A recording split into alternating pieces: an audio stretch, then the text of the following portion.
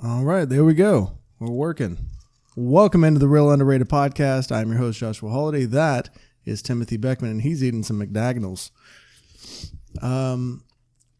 It's so good. What was I saying? You told me to start recording, and I don't even remember what I was talking about. You're talking about game night. Oh, yeah. So I was watching Game Night last night. It's only the second time I've watched that movie, but it's like, it's a weird tone for a comedy, but it works really well.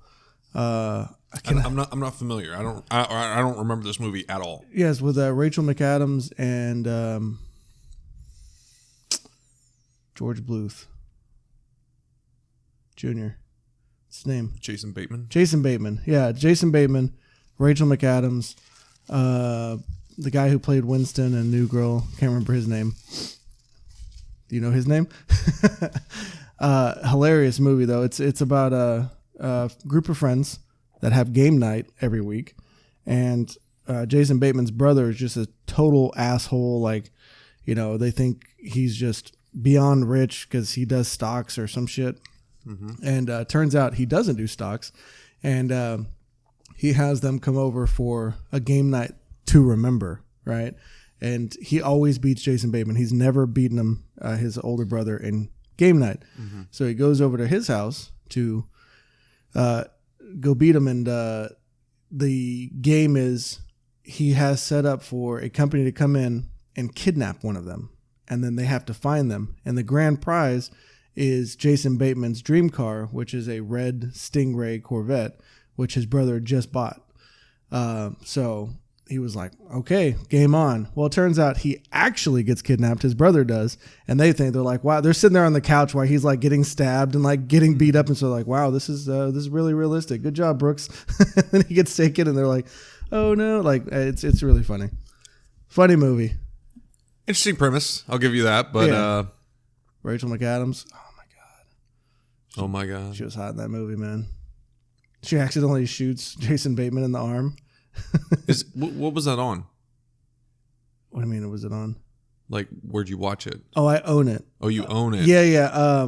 So Sarah and I wanted to watch it a couple months back whenever it released, or maybe a year or two, I don't know. We wanted to watch it, and you couldn't rent it.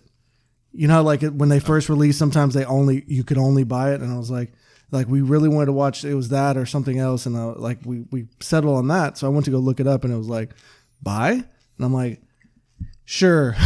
So I bought it for fucking $20, and I don't regret buying it. It was worth it. I'm glad you enjoyed that movie. Yeah, it's not the greatest movie of all time, but it's something different, you know. It's funny. It's very funny, you know. It's kind of like that movie. What the fuck was the name of it? We watched it. It was with the reason we watched it is because T.J. Miller starred in it. But it was about two friends. A T.J. Miller starred movie. Oh, the kidnapping one. Yeah, were their buddies in that jail in Mexico? Yeah, the geeky one with the thin nose from Silicon Valley. Yeah. What is that movie called? I can't remember, but like it's not like a super Search Party. Search Party. That's right. Yeah. I was like, what is that movie called?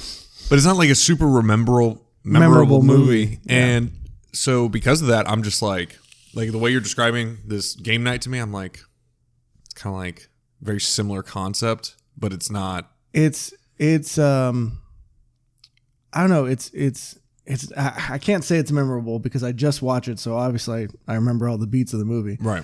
Because this was my second time watching it, and I don't really remember all the beats of the movie from the first time. But you know, sometimes I'm tired and I watch a movie and I go, "That was good," and then I forget about it after I go to sleep. So could have been one of those. It could end up being one of my favorites. Who knows? Look at Hot Tub Time Machine. I hated it the first time I watched it. Now I fucking love it. Still hate the second one though. I don't hate the second one. I like two jokes from the second one, man. I don't like the second one. Two jokes. Yeah, two jokes. You're a fucking nerd and no one likes you. And no one likes you. You're a nerd. And then shotgun to the dick. Shotgun to the dick. Well, I guess also future Lou or past Lou coming back and killing him. I say that shit to people And like, What, that you're a fucking nerd? no. Oh. That like, Shotgun to the dick. people will talk about like killing themselves. Okay. Listen, it's normal conversation. If you haven't had the thought of how would you kill yourself, you're not even human. But they get into this and they're like, well, how would you kill yourself? And I'm like, easy. Shotgun to the dick. And like, nobody gets the joke. Not once has anybody ever gotten the joke. And I'm just like, whatever. I mean, it is what it is. Like, people, are they supposed to get that joke? I think that movie bombed in the box office. Well, it's in the first one too. Is it? Yeah, that's where the joke originally comes from. When do they say it? When they're in the hospital and Craig Robinson. Oh, I know how to do it too. That he was like, guys, I didn't try and kill myself. I tried to fucking kill myself. If I tried to kill myself, I'd be great at it. Shotgun to the dick. Yeah. So it's a throwaway line from the first one. Yes. Okay. Sorry, my bad. Hey, it was in the first one. Okay, that's where the joke originated from. That scene is more memorable for Craig Robinson and John Cusack talking shit about him. Like in the room, they're whispering, and he's just sitting there, you know, like, what the fuck? I can fucking hear you, assholes. That and him pulling out the catheter. All right, so forgive me for not remembering that he said shotgun to the dick. But it's a memorable scene. It is. The whole fucking movie is memorable, man. I remember all the bits and pieces. I do too, but I wouldn't necessarily say that the entire movie is very memorable. There's a lot of standout parts, and there's a lot of good jokes. Well, so like if you watch the movie, if you've seen it several times, like me and you have, you and I have, there's one thing that I always thought was kind of funny. So throughout the movie, there's a running gag, and it's supposed to be like a really funny moment, but it's not. It's not that funny. But what's his name losing his arm? Like, yeah, that's like they're really trying to push that. And like, oh, what the fuck, man? And I'm like, it's funny, but like you guys are funny naturally on your own. We don't need to like wait for that to happen. Like the first time I watched it, I was like, and then nothing happens. You're like, oh shit, okay. What's his name? Who's that guy? Oh, the dude from Back to the Future? Yeah, Marty McFly's dad. What is his name? I don't know I can't remember his real name. Because he was in another movie that was fucking weird, man. About the rats? We'll look it up. I can hear you chewing. I can hear you chewing on the... Some ASMR for our fans. So anyway, I brought you here today. Yeah. Waiting for that. I brought you here today. Thank you for coming to this meeting. You followed me. You followed me from the Del Taco across the street. I brought you here today to talk about Guillermo del Toro movies. Yeah, that is true. I just laughed because that... I can't hear you. I laughed because that's a running joke from a really old YouTube video, but that's not usually the part that we actually reference. Right. That's like last on the list of things we reference. Yeah, like, but it's there's toxins. There's toxins everywhere. Toxins for profit. Like everything. Nobody knows that. Nobody knows it. Yeah, that's a classic. That's not even a classic. Yeah, but like, it's our classic. I don't give a fuck. Like seriously, we're gonna be old guys like laying up in a hospital bed and be like, "Oh, give me those pills. I can take them and sell them for profit." Crispin Glover. Yeah. That guy's. I'm not gonna say he's a good actor, but he's fucking weird, man. Which is like part of his appeal. You want to start this whole Guillermo del Toro thing? I'll be right back. Just 1 second. You may just start it and talk to the camera. Talk about why we're talking about him. We're talking about Guillermo del Toro because Tim found out I'm half Mexican, and he said, "Wow, you're half Mexican. There's no Mexicans in any of Hollywood. It's all Jewish people." And I said, "No, dude, there's definitely some Mexicans in Hollywood." And pointed out like the 3 that I know. So he picked one of those 3, and now we're talking about him. Isn't that how that happened, bud? He's gone. I don't know. He disappeared. Just fucking left me all alone. Oh, also, I did want to ask you guys if you guys were interested in this. I think it's a great idea. I don't know. Tim is a little weary on ideas, but how would you guys feel of doing like a Jeopardy type game show where, because I already have my buddy Luke that he's agreed to it, and I'm sure Mike, if you're watching this, agreed to this also, but I would love to have like Luke, Mike, and Tim do a show hosted by myself that's like Jeopardy, where they do trivia questions about TV and movies, and I think it would be really fun. What I miss? Did you hear me? No, I had to go to the bathroom. I'm not explaining that again. You can watch it later. Okay. All right, so we're talking about Guillermo del Toro. Did you not even talk about Guillermo del Toro the entire time? No, I talked about my idea for a game show. Oh. Okay. It's a good idea. Have I talked to you about it? Yes. Okay. I didn't know if I asked you or not. I asked Luke, and he said he was down. So if we can get like Mike on board and have you three as the contestants, and I asked you guys some, like, because I was thinking about it the other day as I went into like an IMDb rabbit hole. I was like, dude, there's so many like fun facts and trivia stuff that I could do. Like, because like you can keep it easy for like the $100 questions, which you guys wouldn't be receiving money, but for like the $100 questions, be like, who starred in the 2004 romantic comedy 50 First Dates alongside Drew Barrymore? You would say David Spade. Yeah, that's correct. No, but yeah, you understand. It's an easy concept to understand. I'm aware. Yeah. But it was Adam Sandler, just to set the story straight on that one. Adam Sandwich? Yes, that's his name. Okay. Sounds great. He's a kebab. He's a kebab. Yeah. What are you looking up, man? Well, we were starting to talk about Guillermo del Toro, right? Yeah, but you're just looking at your phone. Yeah. Texting? No. Looking at Guillermo del Toro shit that I was going to talk about because I kind of planned out the fucking podcast. You planned it out. I brought you to this meeting. No, there's only, he has like 10 movies, man. How hard is it to remember what movies he's done? He's a director in 28 movies. Okay. He's not a director in 28 movies. That's what it says here on his IMDb. 1, 2, 3, 4, 5, 6, 7, 8, 9, 10, 11, 12. He's directed 12 movies. It says 28 here. That's fine. His first movie was Kronos. His last movie, and these last two haven't even come out, Pinocchio and Nightmare Alley. So the last one's come out, Shape of Water. So he's directed Shape of Water, Crimson Peak, Pacific Rim, Hellboy 2, Pan's Labyrinth, Hellboy, Blade 2, The Devil's Backbone, Mimic, and Kronos. So you're wrong. I mean, there's short movies. Yeah, okay, those aren't movies. Short films are short films. If a short film ever if a short film ever wins the Oscar for best film, just fuck up the camera. Oh yeah, you did, and you turned it. What the hell, man? I'm sorry. I don't know why that was so tense. Yeah, right there. The wire was stretched out. God, we've talked about nothing for 10 minutes now. That's okay. 12 minutes. God, Jesus. Sorry. We just gotta have a good time, man. We don't need to talk about anything. But anyway. Well, this isn't Seinfeld, man. This is totally Seinfeld, okay? We're pulling shit out of our ass week by week, all right? First off, you're doing that show injustice if you think they were just pulling shit out of their ass. That was a perfectly scripted and perfectly done show. Perfectly. I disagree wholeheartedly. Okay, but we're not here to talk about Seinfeld. Let's talk about Seinfeld. What's wrong with it? Here's my problem. You think it's a bad show? I don't think it's a bad show. Okay, because I was about to jump out that window. No. I think that the show had an amazing writer in Jerry Seinfeld. Jerry Seinfeld could write a fucking show beautifully. You mean Larry David? Let's be real. Who was it?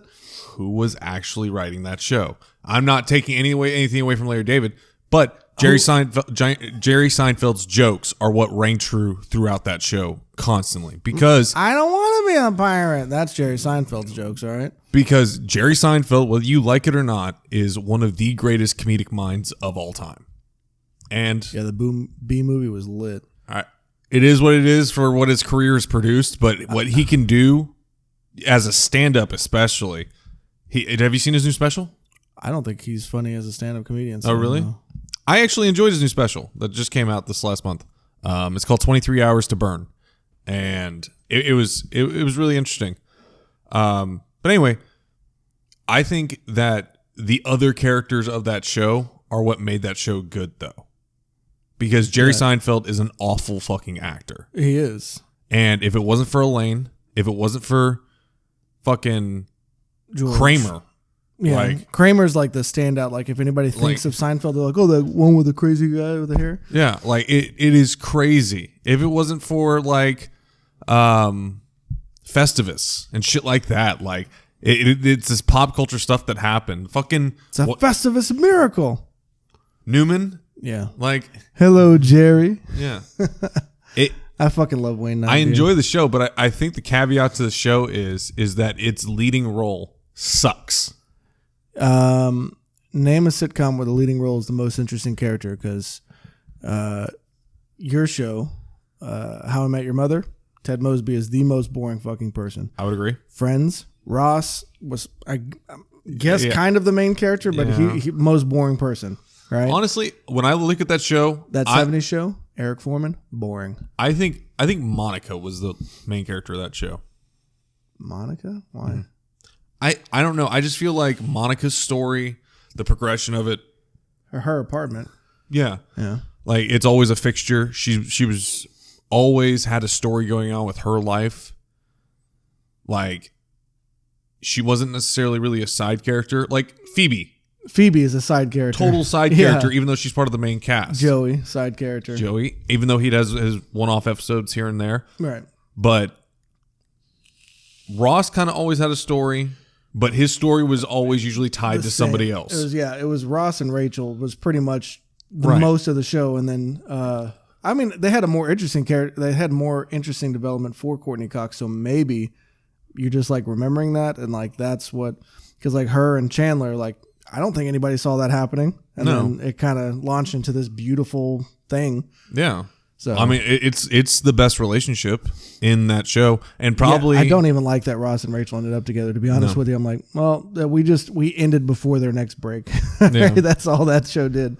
But if I had to name a show, sitcom leads actually interesting, I could go with Home Improvement, because I think Tim Taylor was a very interesting character. That's fair. Brooklyn Nine-Nine.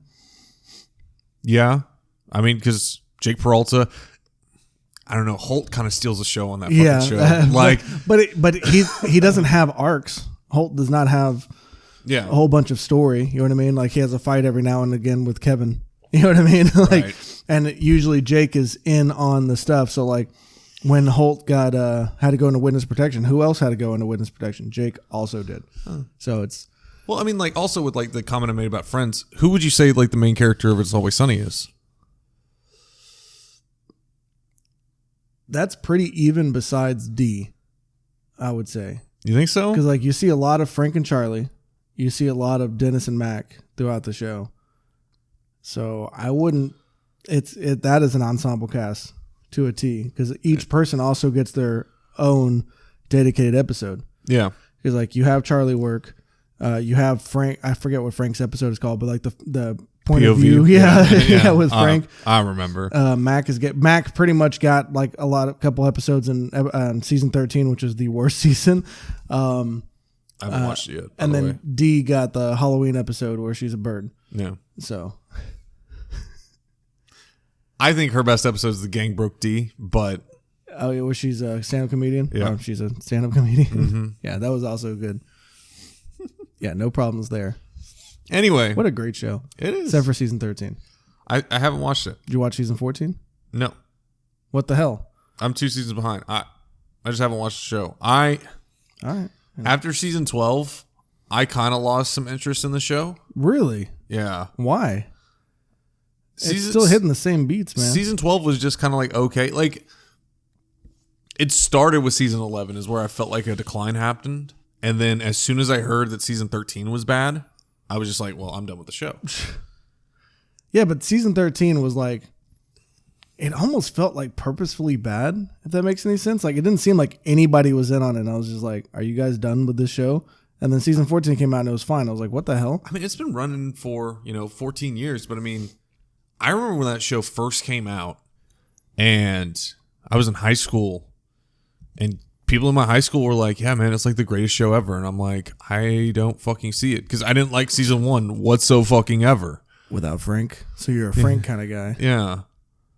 Well, hell, I mean, the episode that made me fall in love with the show was season 3, episode 1, where the gang finds the dumpster baby. That's the episode? because that's also the episode where Dennis tries to get back at the hippie dude. Oh yeah, when he sleeps with his girlfriend and changes him to a tree and the whole thing, which is beautiful. So, but isn't episode 1 the gang fights racism? I think so. Yeah, it's a funny ass episode where the D brings that dude back to the bar and he's like, whoa, we don't want any problems. To be fair, and this might blow the mind of a lot of people at home, the show came out in a time when I couldn't pick episodes. I watched, you had to watch on TV, and whatever episode came on. And I saw whatever episode it was, and I was like, you know what? Not for me. Yeah. But I'm glad you picked it up and powered through some of these other seasons. Yeah. I mean, after I got into the show, like I said, I mean, when I rewatched the show, which I haven't rewatched the show in a while, maybe I should do that soon. So were you going to go back through? Yeah, I mean, I guess because I think the first couple seasons are like actual long seasons, and then they went to the 10 episode season format and 12 episodes and stuff. But I usually start at season 3 when I rewatch the show. I mean, I do the same with Parks and Rec. I usually start at season 3, and season 2 is not bad of Parks and Rec, but season 1's fucking atrocious. And season 3 is the greatest season of that show. The Office, I skipped season 1 completely. Like season 1 bores the shit out of me. Yeah, that's like. So, did you bring up It's Always Sunny because of Guillermo del Toro? No, is there a connection? Yeah. Really? Yeah, he plays Papa McPoyle in that's right. Marine Ponderosa. Yeah. He's just sitting there yelling as the top hat with the fucking bird. That's right. So, yeah, Guillermo del Toro. Papa McPoyle. You know, I found out that I have been pronouncing that wrong my entire life because I didn't know something in Spanish. Or Spanish. In Spanish. I didn't know the 2 L's together are supposed to be a J. What? Somebody told me that because they had Guillermo del Toro's name. Okay, their first name was Guillermo, and it's not. It's an R. I don't know why a J is your thing. Right? Am I thinking wrong? He told me the correct pronunciation of his name was Guillermo. I don't think so. It was that dude specifically. I know that the correct pronunciation of Guillermo del Toro is that because it's a Y. I'm so sorry. Is it a Y? Yeah, it's a Y. Oh, okay. Anyway, I know that's the correct pronunciation because I've looked it up before this podcast. What the hell? There's a website that says, is it a Y or a J? It is true sometimes it's pronounced a J, but not. It's most of the time it's a Y. Oh, okay. Whatever, man. What did I say? R? Why would it be R? I don't know. I don't know, man.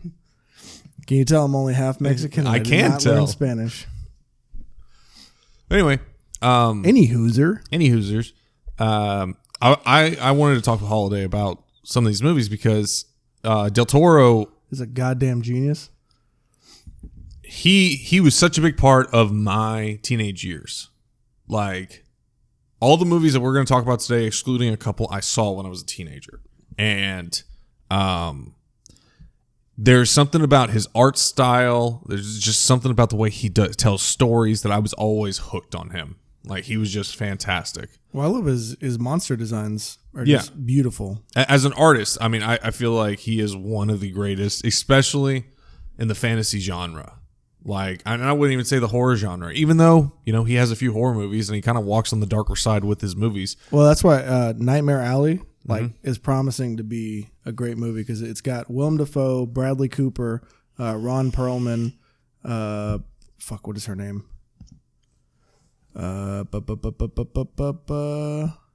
Kate Blanchett, and I think Rooney Mara is the other one. So it's got all these people, and it says a corrupt conman teams up with a female psychiatrist to trick people into getting their money, and it's a psychological thriller. And I'm like, I'm down for a psychological thriller. But due to COVID-19, filming was halted by Disney. So it's like, okay, gotta wait for it. Gotta wait for it. And then his other movie that's coming out is Pinocchio, which I was excited for until I found out it was stop motion. And I'm like, I'll watch it for the designs of the creatures. I'm sure are going to be cool. Right. You know, the characters, not the creatures. There's a couple creatures in there. The whale. There's going to be a lot more. Yeah, right. It's going to be real fantasy when it comes out. I want to see the kid transition into a donkey. That's going to be some wild shit. That's going to fuck some people up. I'll tell you that right now. Well, it's coming to Netflix, and people are going to be like, "Oh, Pinocchio! I'll put it on for my kid," and it's just going to like terrorize that kid. It'd be like our childhood. I mean, it should be. Yeah, when your dad brought home the wrong Jack Frost. That one. I mean, there's that, but I mean, fuck. Courage the Cowardly Dog. Yeah, Courage the Cowardly Dog. Dude, I don't know why that show is so haunted. Like Cat's Motel, dude. Fuck that shit. Like. We ate horror for breakfast, okay? Not squash. What are they? The purple. I don't know my vegetables. Eggplant. We grew up in a time when it was still fun to scare kids. Goosebumps. Mm-hmm. That's so weird or so weird. You know what I'm talking about?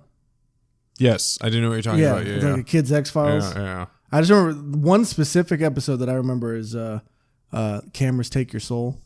They went to like some old town and they had like the old like full fucking format camera, and it was like stealing souls. Like anytime they walk past a picture frame, like the picture would be still, and then they walk past the picture frame and the family's inside. Like, I'm like, what the fuck? Why don't you say help me while they're walking past you? You know, why do you wait until they walk past? I will say, like, the Goosebumps, the TV show that they had, there was only one episode that truly fucked me up. And the one with Anakin Skywalker. No, even though we watched that episode, that was the just the uncomfortable face. You just, and you're like, do you recognize that kid? And I was like, no. And you're like, Hayden Christensen. And I was like, get the fuck out of here. It is Hayden Christensen. Green mask. That was the mannequin one, right? I don't remember. Oh, it's the ventriloquist one. Was it the ventriloquist? There was the dummy. The dummy. Yeah, was upstairs. No, the one that fucked me up the most was this kid, for some reason, could turn into a dog or was turned into a dog. And at the end of the episode, he didn't get turned back into a human. Oh, so he just stayed a dog. And that fucked with me so hard when I was a kid. Like, I was terrified of that idea. Well, and I've already told you, my least favorite episode, but also my favorite because it's the most memorable, I guess, was the girl with the green Halloween mask with like the teeth. But it like stayed on her head, like she couldn't get it off. That only scared me because my mom got the actual Halloween mask of that. And I was like, fuck that. I'm not putting that on. You can go fuck yourself. But yeah, so Del Toro. Guillermo del Toro. We keep just beating around the bush. We're going to get to it. Let's start with the first movie that I wanted to talk about because... Let me put my phone on airplane mode. I kept seeing notifications pop up. That'd be bad. We're starting with a movie that we've both seen. It's not first in chronological order, but Blade 2. All right. Starting off on the high note. So we've talked about Blade 2 already on this podcast before. Yes. It's one of your favorite movies, and you think we haven't spoken about it? It's great, man. Yeah, I'm aware. Do you want to just take the reins on it? Do you want to talk about the bad stuff or the good stuff? Let's give me some good. All right, so the good stuff. Wesley Snipes, perfect Blade. Like, I'm still worried about what's his name? Something Ali. I don't know. Cottonmouth from, you know what I'm talking about. I know who you're talking about. I'm still worried about him taking over, but I'm excited. You know what I mean? Youthful look on the new Blade. Right. I think he's great. I think he's not that youthful. Well, but I'm saying compared to Wesley Snipes is like 60 fucking years old. He still wanted to play Blade. Now, I do think they should get Wesley Snipes to play Whistler. I think that would be fucking cool. That'd be dope. But Chris Christopherson, great. Fucking fantastic. Blade 2 specifically or just Blade? Yeah, Blade 2, obviously. We're talking about Guillermo del Toro. Yeah. He only directed one of them. Well, I always thought it was funny. Which is upsetting. Yeah. Like, how did he not get the third one? I think because it didn't make a ton of money. It cost like $50 million, and they got like $150 million back. I think they knew that was going to suck, though. Why? Just, like, watching the movie, it's... you feel like it's gonna suck the entire way through. And like, don't get me wrong, when I was a kid, I enjoyed the fuck out of that movie, and I can still watch that movie and enjoy it. If that movie came out today, I'd fucking enjoy it. But I there's still a lot of things in that movie that I'll watch and I'm like, Well, there's some cringy like kind of parts because like while I like Norman Reedus in it, he's still in his infancy when it comes to acting in it. Like he's still like not that good of an actor in it. But I like Blade 2 we're talking about now, right? Not the next one. He's not in the third one. I was talking about the third one. Oh, okay. Either way, yeah, we're back to Blade 2. I thought he was all right with it, but I think some of my favorite elements of the movie, soundtrack, fucking killer fucking soundtrack. Like that shit gets me hyped up as fuck. I didn't care too much for the bad guy only because Jared Nomak, only because Guillermo del Toro reused his design to a fucking T for Hellboy 2, and I don't understand why. But the brother... No, it was not the design that was to a T. It was the same dude. Oh, was it? Yeah. It's the same actor? Yeah. Okay, he looked and sounded like Jared Nomak, and I was like, this is stupid. It's the same guy. Okay, I see that now. Thank you. I've only seen Hellboy 2 like twice, so I'm not a big fan of Hellboy 2, to be honest with you. And it's the one that people like more. Really? It's got the higher rating on IMDb by like it's like 7.8 to 7.0. Like it's a big disparity. Yeah, that's I mean, it was cool to see more of the world of Hellboy, but it seemed more generic than the first one. The first one was its own thing. Got a news flash update. Something happened. What happened in the world of sports? Drew Brees said the N-word probably. What happened? The dude, the FSU coach, apparently lied about something, and he's getting called out. Something to do with George Floyd's death and like a workout. I don't care. Yeah. I don't fucking care. Why are you yelling? Because I'm tired of it, okay? Okay. Here, we're going on my rant, okay? All right, I guess we're not going to talk about Blade 2. Let's hear it. No, go ahead and talk about Blade 2. I'll leave my Floyd rant. Anyway, but I like some of the goofy elements of Blade 2 that are mistakes, but are left in the movie. Like, for example, at the end, when he puts up his hand like this and Chris Christopherson throws him the glasses and he just catches them. So, if I'm not mistaken, I watched a thing and it was like they pulled him out of his hand and then just played it in reverse. But if you watch Chris Christopherson in the background, he does this motion twice. So like he throws the glasses and then the glasses hit Blade's hand, and then if you're watching in the background, you can see him do the motion again. I'm like, God damn. I'm like, so they just, you got it, kid. Yeah. So I always thought that was kind of funny because it's like a glaring mistake. Like you can easily see him standing right there throwing the glasses again. Not everything's perfect. No, not everything's perfect. And then like you were talking about yesterday when we were talking about this, I didn't like the death of Jared Nomak. I thought it looked kind of goofy. Animated wise. I mean, with the CGI that they try to do. Because the CGI in the movie bad. is awful. It came out in what, 2002? So it's like understandable. 2005, I think. Oh, no, 2002. You're right. Yeah, 2002. Yeah, so it's understandable if the CGI is bad. Other movies around that time probably had similar CGI. It's just, I think this is one of the few movies, like this type of movie, that did full body computer animated stuff. And I'm like, you can't do that and then not have, like, I don't know, they didn't have like the right physics in whatever engine they used. So like you could definitely tell the difference between real Blade and CGI Blade, because all of a sudden he was very acrobatic. Yeah. One thing you didn't mention in your list of good things, and I think you should have, is Ron Perlman. The chemistry that Wesley Snipes and Ron Perlman had throughout the movie, I think, is one of the best parts of the movie. Do I have to mention Ron Perlman? He's great in every Guillermo del Toro movie. I'm aware. How many is he in? He's in Pacific Rim, Hellboy 2, Hellboy. Blade 2. What else do I have on here? He's not in Pan's Labyrinth. Is he in The Shape of Water? No. Did you not watch it? I didn't get a chance. Huh. Sarah's been on the Space Force came out, so we've been watching that. And how's that going for you? It's not bad, man. Everybody was like shitting on the show. I think it's a goofy show. Like, it's not something to be taken serious, but it literally the name of the show and the whole concept of the show is based on Trump creating Space Force. So it's a pretty thin thing to go off of. So it's good for what it is. Is it my favorite show of 2020? No, it is not. But it's funny. Like, it's like a good one-time watch. I think of it like this. If you go into Space Force thinking it is a show that Michael Scott directed, like it's him telling you about the show, then the show's great. You know what I mean? Because like Steve Carell is kind of weird in it. He plays this dude named Mark Naird, and he's just like a, by the book kind of general that keeps all of his emotions trapped inside, and the potatoes make his emotions come to fruition. You'll understand if you watch the show. I won't. They grow potatoes.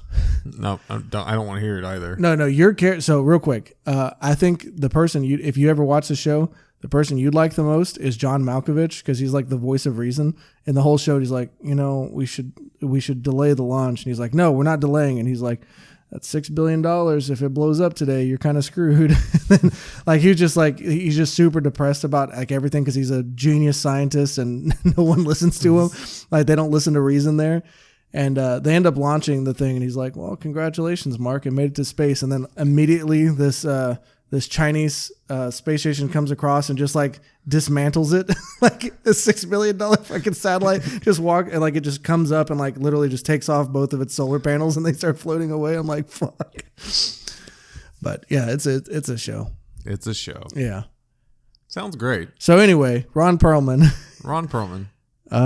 Unless he was in Kronos. Oh, he's definitely not in Kronos. No. That is a low budget Mexican movie. $2 million. Wow. Yeah, so he's in Blade 2, Hellboy, Hellboy 2, Pacific Rim, and he's going to be in Nightmare Alley. So it's going to be 5 of his 12 movies. He's great. Yeah. I mean, Ron Perlman needs to be in more stuff because, like, he was the saving grace for me in 3, 2, 1, Frankie Go Boom.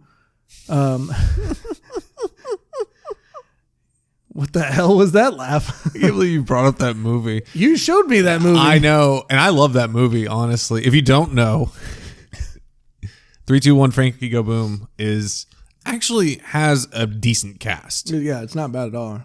Charlie Hunnam, right? Charlie Hunnam is your main, and then Lizzie Kaplan is the love interest.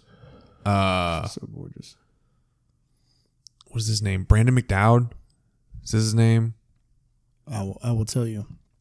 3, 2, 1. He plays the brother. He was also in Bridesmaids. He was the guy that Kristen Wiig had a thing for, who was a cop. I don't know if you remember. I'm bringing it up. Calm down. But he is hilarious, and his role playing Chris O'Dowd. Yeah. Whitney Cummings. Yeah, Whitney Cummings is in it. She was hilarious. So Ron Perlman's in the movie, and as Phyllis, who he plays this dude. Got a sex change operation, except this is Ron Perlman. He still looks like Ron Perlman, and he's a computer hacker, and they need him. But he's also a prostitute, which is so fucking funny. I die laughing for that scene because he kept his balls and he wanted to show it to everybody. Yeah, in the jar. But yeah, I mean, Ron Perlman is a great actor, and he's a national treasure, man. I really like him in almost everything I've seen him in. Yeah, I can't think of anything specifically that I'm like, oh, Ron Perlman was bad in that. Like he plays Ron Perlman. I can think of one, which is Season of the Witch with Nick Cage. Yeah, why? Because it's a Nick Cage movie. Fuck you, man. Nick Cage is great. Like if you go into the movie, there's a period of time where Nick Cage movies suck. Right, and they're still fine.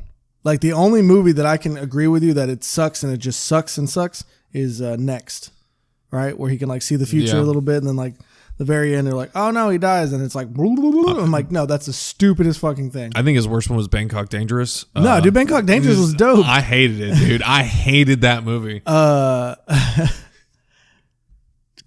damn, dude. Ron Perlman is in a lot of movies. Yeah, he has quite the career. He's in Monster Hunter.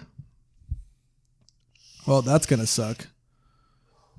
I remember I saw the picture for it, and it's have you seen the thing for it? So you know the game series Monster Hunter, right? I'm aware of it. That should have been done by Guillermo del Toro because he would have done great with it. But instead, they gave it to Paul W.S. Anderson, who is famous for the Resident Evil series with his wife Mila Jovovich, who's starring in Monster Hunter. Mila Jovovich. Imagine that. Oh my god. I'm like, can you not? They need to quit giving that dude movies. He is the same to me now because like the first Resident Evil I thought was great. I don't think anybody could have done much better for the time and everything. Yeah, I'm pretty sure it was on my top 10 list when we did their video game movies. Yeah, so it was fine for what it was. But he's basically what is that other guy that just tortures video game movies? I know who you're talking about. Yeah, the foreign guy that's just a fucking asshole. Yeah. Yeah, he does terrible fucking movies. Yeah, that is basically the American version of that guy. Because he doesn't make good movies. I used to like his movies. I think he did Mortal Kombat, if I'm not mistaken. Didn't he? No. Let me see. Paul W.S. Anderson. Why are you looking at Paul W.S. Anderson? Because I just need to see. You looking for the other dude? Because he directed Blood Rain. If you want to find a movie that he did. No, he did. He did Mortal Kombat.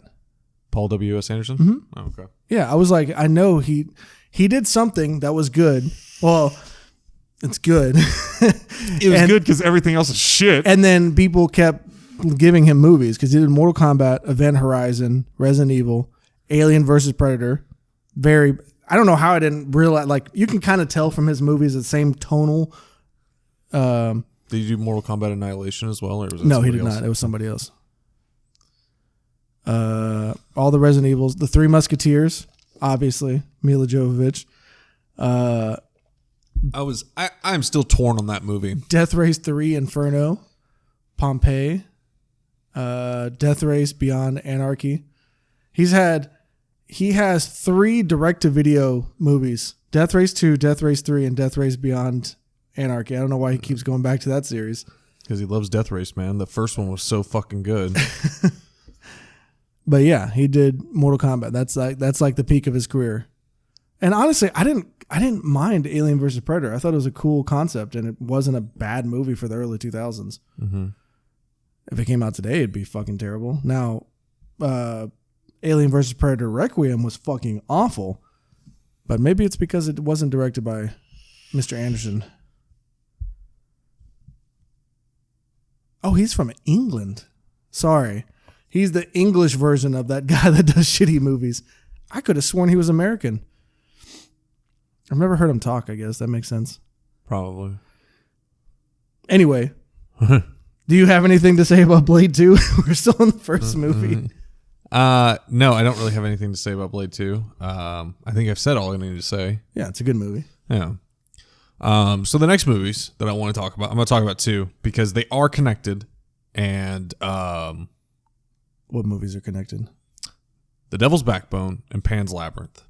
Oh, they're connected. See, I haven't got to see it. I rented it. I have it ready to watch. So they're not directly connected. Like the characters don't overlap or anything like that. But it's same universe. It's not necessarily. So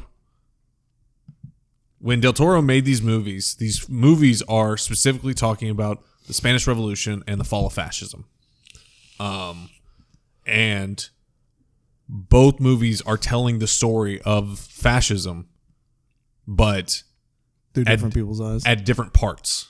So I'll give you Devil's Backbone version, or what happens in that movie. Because if you haven't seen it, it's a fantastic film. The story is this boy goes to this orphanage, and after being there for a while, he discovers that the orphanage is haunted by a deceased child. He ends up befriending the child, and he finds out. I don't want to ruin the movie for anybody because he finds out some stuff. Are you going to talk about it? He finds out how the kid died. Okay, and he decides he wants to right the wrong of the death. Now, real Sixth Sense Mexican edition. Kinda.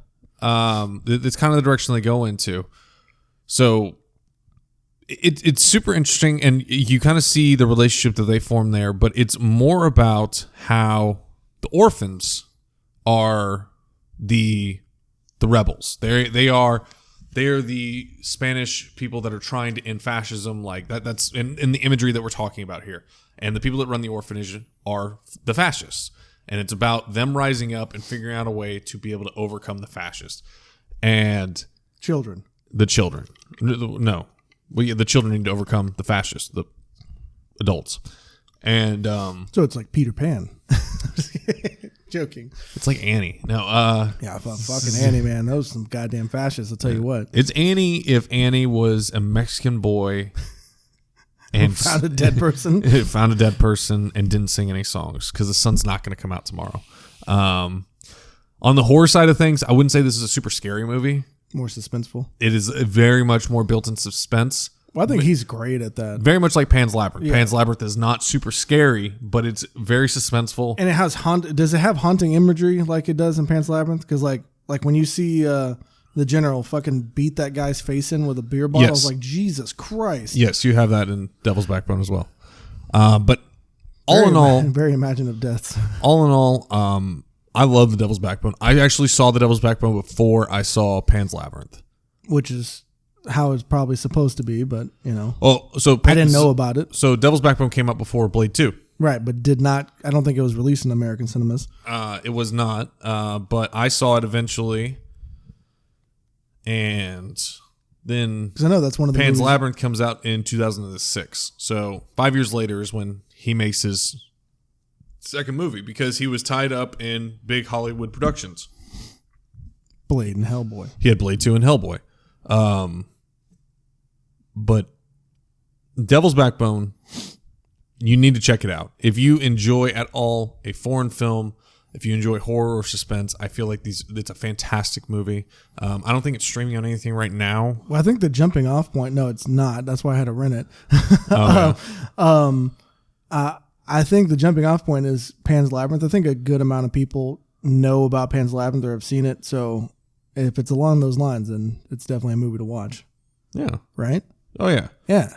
You want to speak about Pan's Labyrinth? I have nothing bad to say about that movie. It's almost perfect. It's almost perfect? Well, it's almost perfect in the sense that, like, the ending, I was just like, fuck, man. Like, it's still pretty emotional when it gets to the end. The ending hits hard. Yeah. The ending hits hard in that movie. But I thought it was really well done. I thought, I can't remember his name. They put a lot of makeup on him. Doug Jones? Doug Jones. Doug Jones was really cool as the fawn. I thought he looked great. Now there's a couple of downfalls when it comes to animation department. I don't know if it just has something to do with Guillermo del Toro and the budget they give him, but the frog, because I rewatched it last week and the frog just looks bad. I mean, it looked bad when it came out. I remember I was like, fuck, that looks terrible. But the frog serves almost no purpose besides to be glutton.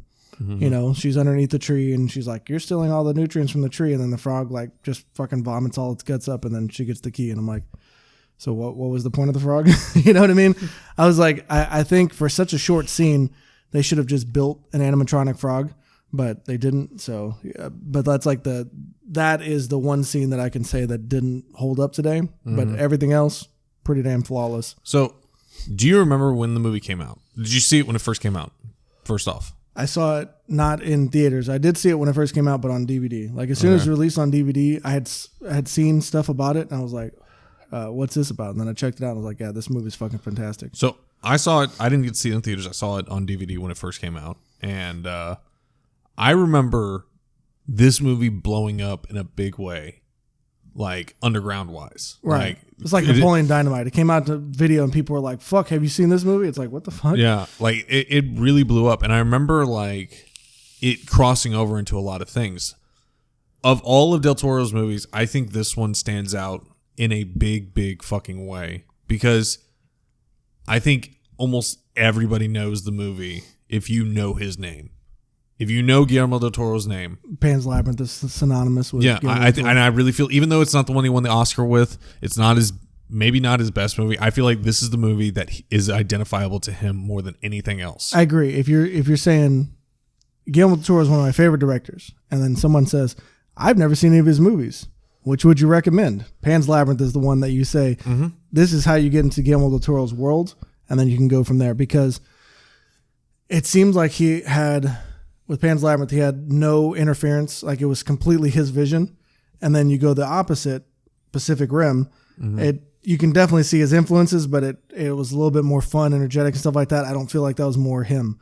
I feel like if he had his way, and not saying Pacific Rim's a bad movie. I fucking love Pacific Rim. But I feel like if he had his way, it might have been of a darker tone movie than it was. I feel like, and I don't know this is completely speculation. I feel that Del Toro started off making really good horror films, and he was noticed as a good director, and he got picked up. I mean, after Mimic and Devil's Backbone, like he was putting out grade A stuff, and he got picked up for a low budget. And then he got picked up to do Blade 2 and then Hellboy, and he got a budget out the fucking ass. Right. And he was like, oh, well, I can do all this, and I got all this money to do this. I can do whatever the hell I want. Like, Jesus Christ. Yeah, because I'm almost positive. Let me look at Hellboy 2 real quick. Yeah. So Pacific Rim is his most expensive movie by far. Yeah. So like everything else is $60 million and below, with $60 million being Hellboy and Hellboy 2, and then $50 million being Blade 2. Pacific Rim cost, it says estimated between $100 and $200 million. So it cost, quite a big gap there. Yeah, quite a big gap. But on par with other movies that are like that. But it's like once he got budgets, he started using CGI, and I've not always been a fan of his CGI. I like the practical effects in his movies, and I love character designs, but the CGI in his movies aren't necessarily all that great all the time. I think Pacific Rim is the best one. Right, but it's still not realistic at all. But I loved in like Pacific Rim specifically. Sorry, Pacific specific. Anyway. By the way, we're jumping off of Pan's Labyrinth. We're talking about right. But I loved specifically that it had weight to it. Right. You know what I mean? Like it took a minute for like the robots to like actually start like getting momentum. I was like, that's cool. Because they don't really like show that. Like, you know, Godzilla, it's like he just fucking swinging and shit like that. The Kaiju's designs, gorgeous. Yeah. Fucking beautiful. I love that Charlie Day's character in there is like obsessed with him also. But everything about the movie, like it hit all the right beats. The only thing I can say, Gypsy Danger. Yeah, Gypsy, dude, that's a badass name too. Yeah. Like, how do you make Gypsy Danger a badass name? But the only thing I can say, like, really bad about, like, each movie has their one flaw, right? And for some people, it could be a fatal flaw. And this one probably the most out of anything. The two main characters, Mako and Did you know he got in trouble for that? By the way, what? The Gypsy Danger thing. Why? He got in trouble for using the word gypsy. Oh, is gypsy not a cool thing to say in like the Catholic Church realm? Apparently, gypsy's not a cool word to say anymore. You can't say it to nobody. Okay, well, if gypsies didn't exist, whatever. Gypsy Danger was dope. It's a dope ass name. But the one big drawback is Mako, and I can't remember what Charlie Hunnam's name in there. Terrible fucking actors. Horrible. Literally, you had Idris Elba, who delivered a fucking great, I mean, he basically had this version of Independence Day speech. Right. You know, which was great. I mean, right. He was fantastic. Easily the best. Ron Perlman. I would say easily the best performance on that screen. Like, correct. For that movie. The most grounded performance, like, it was realistic. Because, like, when Charlie Hunnam lost his brother, which is not, I don't think it's a spoiler, but he lost his brother. I mean, it happens in the first 10 minutes. So right. It happens before the title credits actually really? Go through at the beginning of the movie. Don't you remember? I don't remember when the title credit came up. It said Pacific It's Rim. Like 30 minutes into the fucking movie. Is it? I remember after. Oh, yeah, because the robot's, like, laying on the beach or whatever, and they find it, and then it goes Pacific Rim.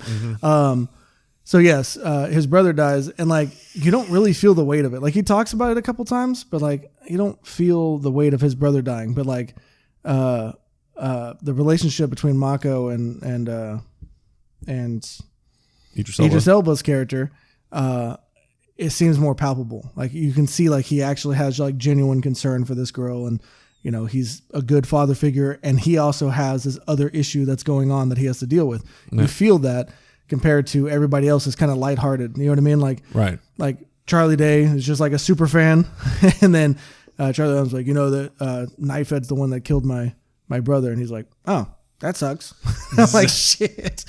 All right, cool. But yeah, that's like the main drawback for me is and it's not really like I don't care if you're a bad actor if you're having this type of movie. I mean, we're talking about giant robots fighting giant monsters. It's kind of a theme in almost every Del Toro movie where he has at least one bad actor. Like bad actor. There's only one exception to that, and that's The Shape of Water. Pan's Labyrinth. No. Pan's Labyrinth doesn't have any bad actors? I'm not saying Pan's Labyrinth has bad acting in it. I'm just saying like the caliber of acting in Pan's Labyrinth is lower. Is low. I wouldn't say there's one bad actor in it. Maybe the girl herself. No, I mean she's not like amazing, but she's okay. Her uncle or I'm trying to remember. It's like beginning of the fucking movie. It's been a minute since I watched Pan's Labyrinth. I just watched it last week. I'm sorry, I had to watch other things. No, I got you. But they were all speaking Spanish, so I couldn't tell you if they were a bad actor or not. No. Maybe Mexicans are all like, "Oh, that movie sucks." Maybe us Americans are like, "Wow, what a great foreign film, huh?" That's how foreign films work here, man. They just have to have a good script, right? And they're like, and that is such a true statement.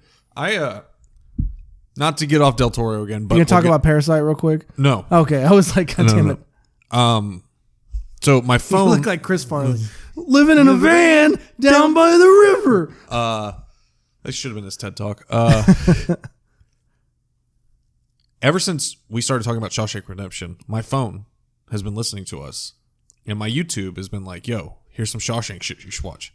And so I've been going on. Don't you love that? So I rewatched the movie. I ended up because I just saw so much shit. I watched Shawshank again. Okay, loved it as I always do. Right. But I went through and I was watching all these like things you didn't know, blah blah blah. And honestly, I actually knew a lot of them. Didn't know that I would know them. But the biggest thing was the director. I didn't know how bad the director was. How bad he was? So the movie almost got canceled because of him. Oh no, I did not. Apparently he took way too long to shoot things. Oh, he was like particular? Yeah, super particular about everything. And it's on film. So they're like, you're wasting money. And there was the one scene where they shot this scene for 6 hours straight. And it's where Andy meets Red. Do you remember that scene at all? I do. Yeah, what about it? You remember how Red is playing catch with somebody? No. Trying to think. This is when Andy goes up to him to ask for the rock hammer. I know what you're talking about. He's got his hat kind of sideways. He's got the old baseball mitt. And he's playing catch with somebody. Is that Frank Darabont or something? No. Oh, okay. He played catch with that dude for 6 hours. Oh, really? So this dude could get this shot. And like Morgan Freeman almost quit the movie multiple times. But the thing that I thought was so interesting about the movie is the script was a fucking home run. Everybody wanted to do that movie so bad because of the script. Apparently, it's like one of the most prolific scripts in all of Hollywood because of how good it was. Like they were talking about other people that would have played Andy Dufresne, and Tom Hanks would have, except he committed to another movie. You're right, but which was Forrest Gump. I think he made the right choice. Correct. So you fell into the same YouTube hole that I did. Yeah. I didn't realize because, some things like just kind of slip your mind. You're not thinking about like, oh, this guy directed this. Time and place. Like I had no fucking idea because like we were talking about last time, I was like, nothing can beat The Green Mile as a prison movie. I didn't know the same fucking guy who directed Shawshank directed The Green Mile. And then I looked up his other stuff. The fucking Majestic, The Mist. I was like, those are movies that I very much enjoy. Now, The Mist is definitely his lowest end movie. But he has the thing with Stephen King. Right. He loves the writing of Stephen King. Now, I'd like to see, is he still alive? And I liked his nod to The Shining in Shawshank Redemption. I never caught that before until I went down my YouTube rabbit hole. Yeah, he's still alive. So they should redo like Rose Red. I don't know if you ever saw that Stephen King movie. About the haunted mansion. Okay. Know. They should let this guy do that. Like, I think that would be great. Because he has a very, he has a very I don't know how the fuck do you. His vision is very frank. I don't know how that makes sense. He doesn't waste any time on screen, right? There's not any scenes that you can point at and be like, you could have cut that out of the movie and it would have made a better movie. No, I don't think there's a single thing in Shawshank or The Green Mile. I haven't seen the Majestic. There's actually a scene in Shawshank that he wanted to cut out that the studio wouldn't let him. Really? Yeah. Is it one of the better scenes? No. Oh, okay. It's a shitty scene. It's not a shitty scene. It's the last scene of the movie. Of him doing all the stuff? Of Red going to find the rock? On the beach, walking towards Andy. He wanted to end the movie with Red in the bus going to Mexico and just end it there. Yeah, that would have been fine. But the studio wanted an actual connection. Yeah, between the two. That's not that big of a deal. And they shot it originally where Andy and Red meet and talk and hug on the beach. They at least cut it back to they cut it to where they're just walking to each other and they just kind of ended it there, which I thought was a really good thing to do. Like, right. It made it less cheesy. Right. You don't need it's that whole, what is it? Tell me, don't show me. Yeah. Like, you don't need to over explain something. I get it. Yeah. You know what I mean? So if you tell me, hey, he's going to Mexico to go meet him. Okay. You ended the movie with me knowing that he's going to go see him. So in my head, I don't have to see it. I know they're already friends. He's going down there to go see him. So, yeah, no, I agree with that. I agree that could have gotten cut and it would have been fine. Yeah. But so how the fuck do we talk about Frank Darabont? We're supposed to be I mean, it's not a big of a deal. It's a podcast. We can talk about any movies and TV shows. But it's crazy how my phone will listen to us talking on the podcast and it's like, yo, this is what you should be watching. Oh, no, I swear, dude. And it's not just an Apple thing. It's Androids also, dude. My fucking computer. like, I have an ad blocker on here, and I swear to God, it still listens to me, and then will recommend shit whenever I'm looking up stuff. It's like, oh, I'm like, you listen to me? It's not like, I get it. The whole, like, because people are like, oh, no, it's not actually listening to you. It's just like it's just one of those effects. What is it? Like where you see something once and all of a sudden you start, like you see a car once, right? Like you go to buy. Talking about a Bader Meinhof? Is that what it is? Yeah, you go to like buy a Chevy Malibu and all of a sudden you just start seeing Chevy Malibus everywhere. You learn something and then instantly hear somebody else talking about it. Right, and people chalk it up to that effect. I'm like, no, it's It's one of my favorite things in the world. It does happen. No, like, it does happen. Happens all the time. But the smartphone stuff, it's not. Like literally, if I go to look up like a case for my iPhone on Amazon, right? Mm-hmm. As soon as I type in iPhone 11 case, boom, Facebook, it's like nothing but iPhone 11 case ads. And I'm like, yeah, no, I get it. I looked up it was something for Dish because I was just logging into my Dish account and it started promoting OnTech. And I'm like, is this how you get your OnTech ads out there? Like, it's I don't know. It's just goofy as fuck. I'm like, all right. I like it. Other people don't like it. I think it's very convenient. Now, I don't like it after I've already ordered something. I think they need to add that into the algorithm. Equation. Right. I'm like, if I already ordered a case, I don't need other cases. Right. Exactly. Maybe promote a screen protector. Like why the fuck would I need another case? There's other accessories. Right, exactly. So something like that. So I don't mind that kind of stuff. A lot of people, you know how many times I go into someone's house and I don't know how many times you go into somebody's house. At least 3 times a day. Okay. But you know how many times I go into somebody's house and I'm promoting some of the products that we sell, and the one thing that always gets turned down are the indoor cameras and the Google Hubs. So, because the Google Hubs can listen to you, you know, I'm like, oh yeah, you get this doorbell, the video doorbell, and they're like, oh, that sounds great because it's a video camera outside of my door, and so people can talk to me. I'm like, oh, and if you don't want to have to answer it on your phone, I can have it set up with a Google Hub, and they're like, the thing that talks to me and it listens to me, no, thank you, don't get that in my house.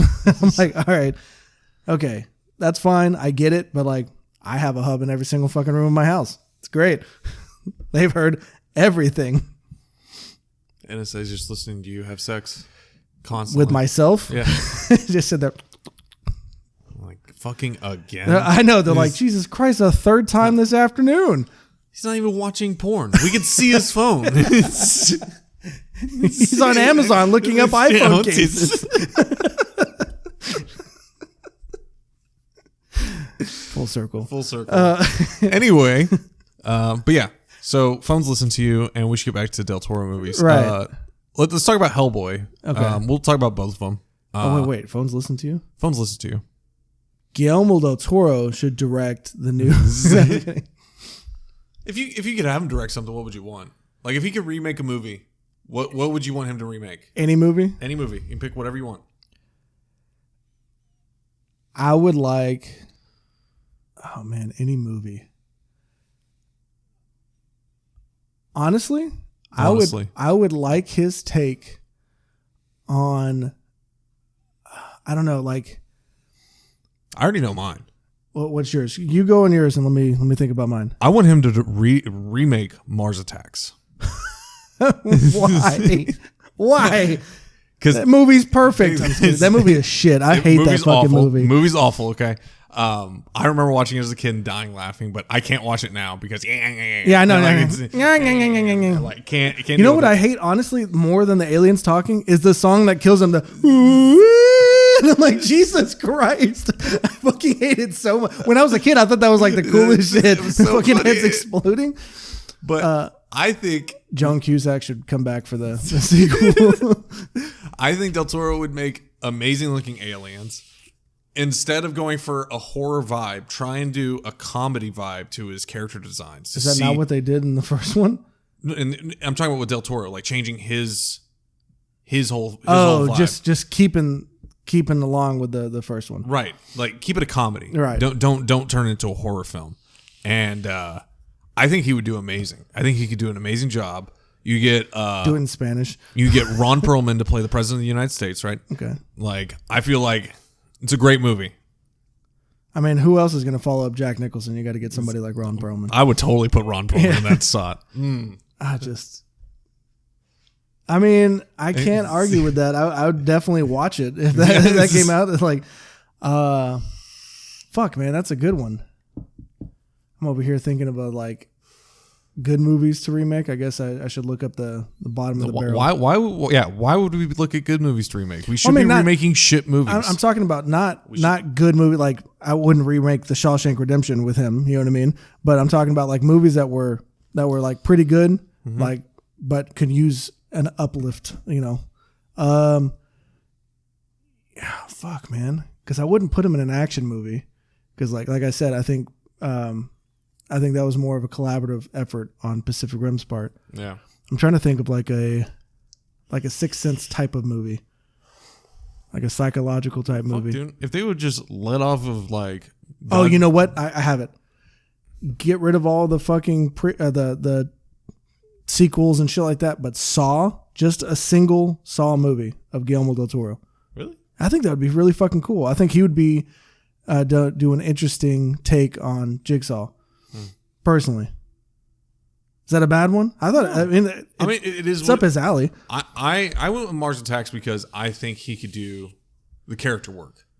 Like he has the vision to be able to create the character work. I take it back.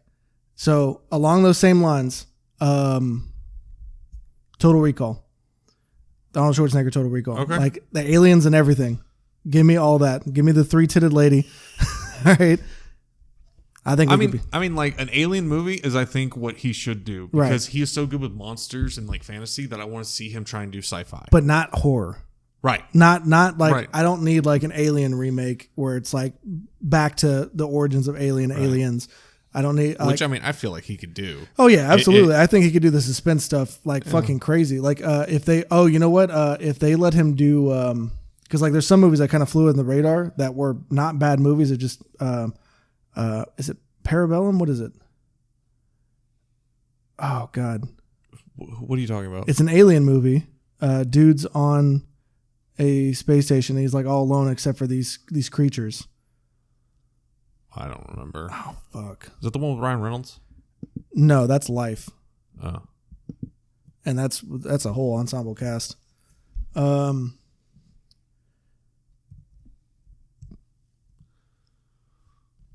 Anyway, real quick, while you're looking that up, Del Toro also did Hellboy and Hellboy 2. Both great films if you haven't seen them. I personally enjoy Hellboy 1 a lot more. I saw Hellboy 2, I think I've only seen it once actually in my entire life. But I've seen clips here and there. I still remember the movie. It's just, I don't know. Hellboy was a knockout of the park because for the most part, you didn't know anything about the character. Like, I don't know anybody. I didn't know anything about Hellboy, but that doesn't mean there weren't people like right. But I mean, I didn't know anything about Captain America. You were over here fucking Captain America. Excuse you. It's yeah. No.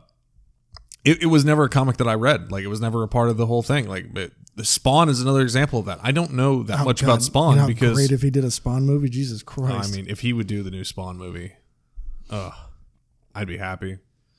But anyway, so Hellboy, I didn't know much about. When did the movie kind of cold on everything, and I really enjoyed it. I loved Ron Perlman as Hellboy. I love Doug Jones as Ape Sapien. I just think overall the movie is extremely good. And I love the point of view also, because it wasn't like, oh, Hellboy. It was from the point of view of the geeky guy, and he's like, Hellboy's real? Yeah.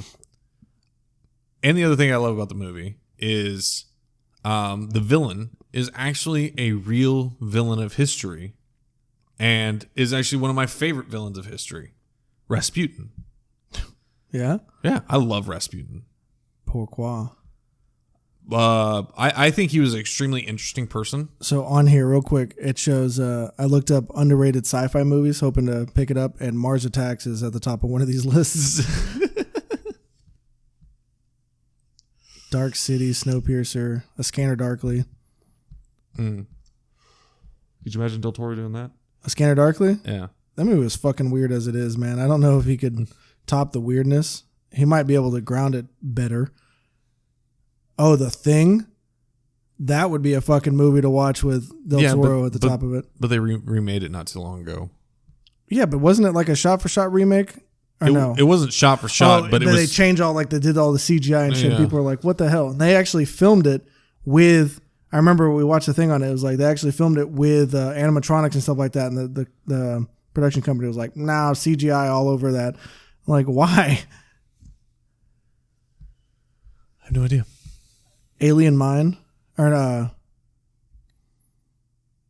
right? Alien Mine with Dennis Quaid. Fuck, man, I am not on it today. Enemy Mine. Enemy Mine. You know what I'm talking about? I don't know what you're talking. I don't know what you're trying to get to. No, I'm saying Del Toro doing a remake of Enemy Mine. Oh, okay. It's about a guy and an alien, and the alien is let me see. It's a West German American dark science fiction drama film by Wolfgang Peterson. It's a badass name, Wolfgang. Dennis Quaid, Louis Gossett, other people. He could have done that other movie about that dude who turned into an alien. District 9? Yeah. District 9's fine. What's wrong with it? Nothing's wrong with it. I actually wish that, because that director, I can't remember his fucking name right now, but he was supposed to do an alien movie. And then Ridley Scott said, fuck that. I'm going to make a prequel that's not a prequel and shit on everybody that hates the movie.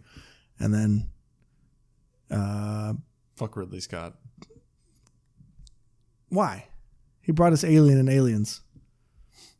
He also brought us Blade Runner. He also brought us etc.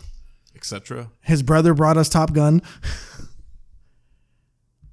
I'm really upset that I cannot think of that fucking movie title. It's not Parabellum. It's something. Parabolum? Fuck you, dog. I'm going to find it. It's going to end up being on the next podcast because I can't fucking find it right now. Is it Sunshine? No, Sunshine's a great fucking movie. You know, I think I told you, I had Sarah watch 10 Cloverfield Lane. Yeah. And she loved it until the end. Yeah. Which, are you like that too? No. I thought it was like, I was like, dude, it's in the fucking title. Like, how did you not think that this movie was linked to the other one?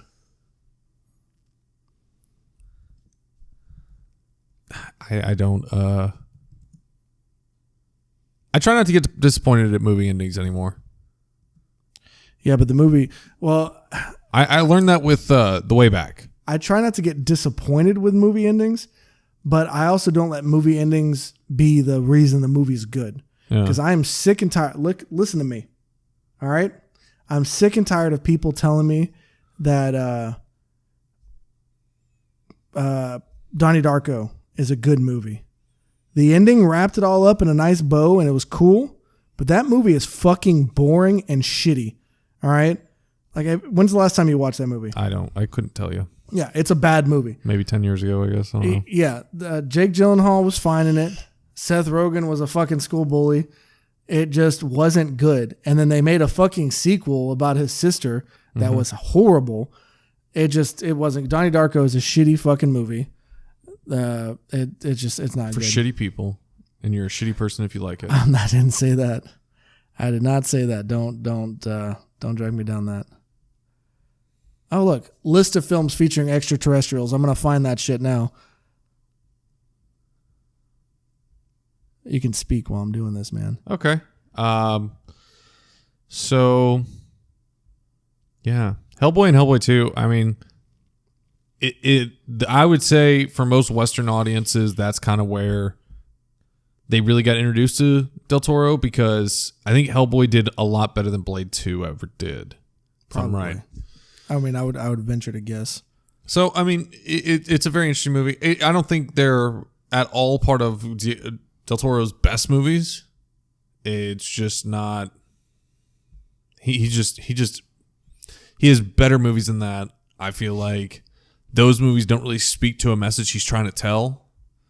While Pan's Labyrinth and The Devil's Backbone really speak to messages he likes to tell. It's just they're movies that are enjoyable to watch. It's just not his best. But you're talking about Hellboy's good. Yeah. You said Hellboy and Hellboy 2. Yeah, both Hellboy 2 is not his best.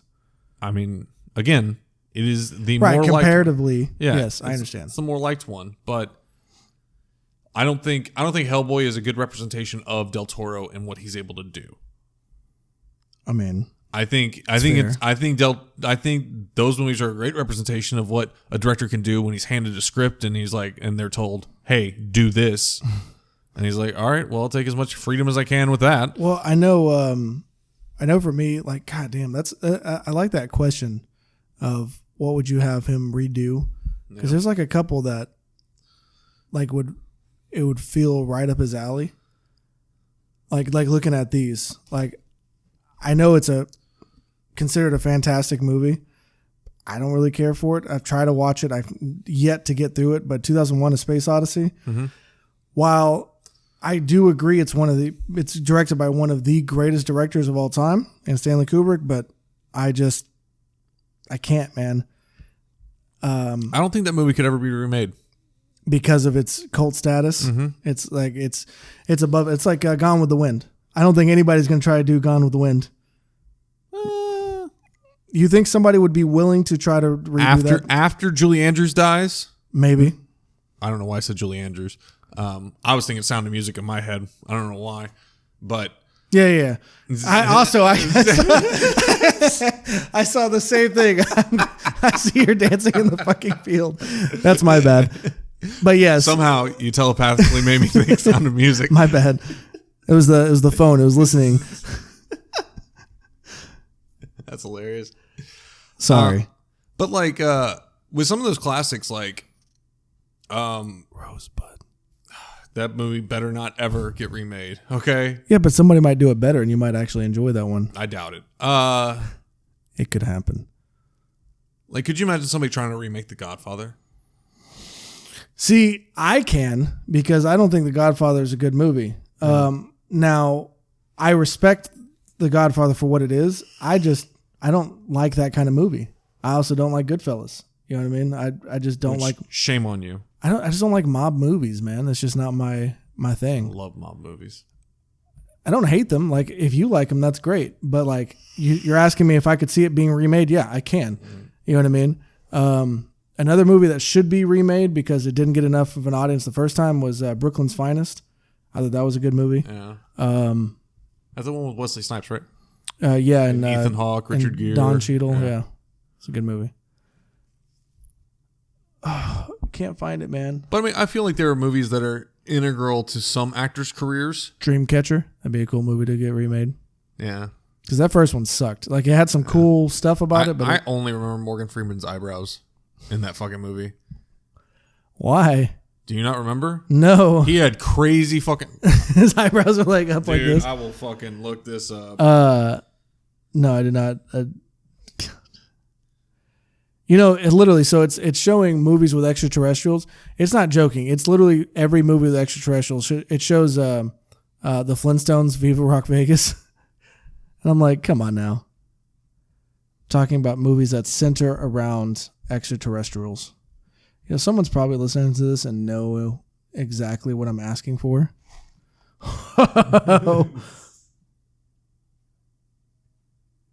Is that from Dreamcatcher? That's from Dreamcatcher. Who was he in Dreamcatcher? It was, fuck. We're talking about the Stephen King movie, right? Yeah.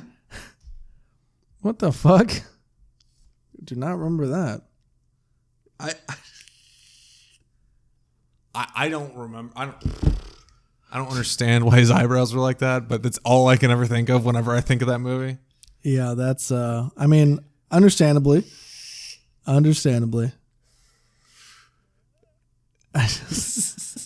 They should have brought that back for all of his concurrent movies. I'm telling you right now, the way he looks in that picture, he could be the black version of Bison for Street Fighter. You know what I mean?